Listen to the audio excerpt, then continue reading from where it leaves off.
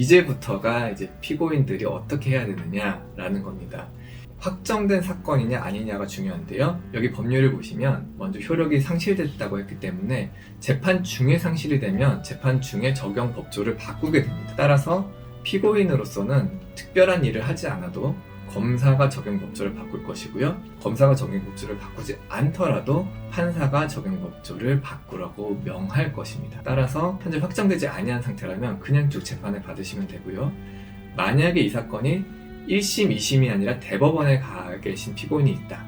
그러면은 이 사건이 다시 항소심으로 돌아올 겁니다. 그냥 거기에 따라서 쭉 재판을 받으시면 돼요. 예전보다 훨씬 가벼운 처벌을 받으실 수 있습니다.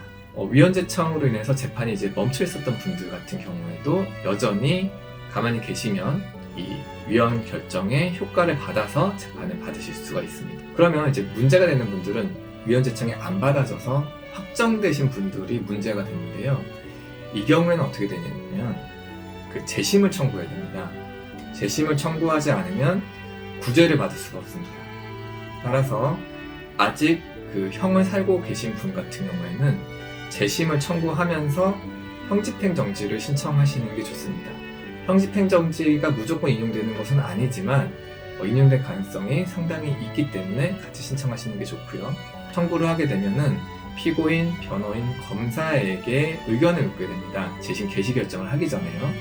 근데 검사도 재심에 동의하는 의견을 금방 내주기 때문에 검사가 어떻게 나올까를 걱정하실 필요가 없습니다. 그냥 재심 청구를 하시면 됩니다. 변호사님 통해서 재심 청구를 하시면 되고요. 그러면 이제 어떤 법에 의해 처벌을 받느냐 하면은 자, 여기서는 이제 해석론이 좀 있을 수 있는데 하나는 기존에 있었던 5년 이상이라는 형이 있거든요. 그거에 의해서 받느냐 아니면 그것도 다 없고 그 형법에 있는 기본 범죄 주거침입 3년 이하, 강제추행 10년 이하 요거를 합쳐서 받느냐 이건데요. 그 두 번째가 훨씬 더 가볍죠. 형법에 있는 것이 훨씬 더 가볍습니다. 그런데 현재로서는 기본 범죄인 주거침입과 강제추행으로 처벌받는 것이 타당하다라는 것이 일단 현재로서의 결론입니다. 그래서 계속 중인 사건들은 이제 재개가 돼서 판단을 받으실 거고요. 이제 언제 재판이 열리냐는 그 법원의 그 업무가 얼만큼 밀려 있느냐에 따라서 많이 달라질 것이고요. 그리고 확정된 사건들은 이제 재심 청구들을 이제 다발적으로 이제 하실 것으로 예상이 됩니다.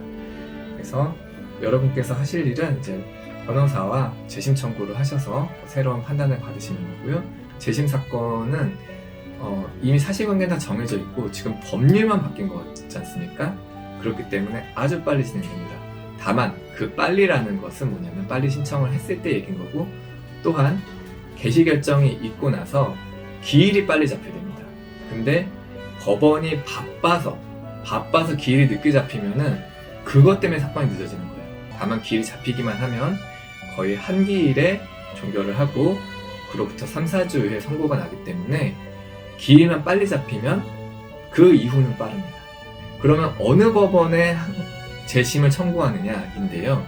재심 청구 법원은 항소기각, 상고기각이 되신 사건은 제1심 법원에 재심을 청구하셔야 되고 만약에 항소심에서 판결에 그 변경이 있었다면 그때는 2심 법원이 여러분이 재심 청구할 법원이 됩니다.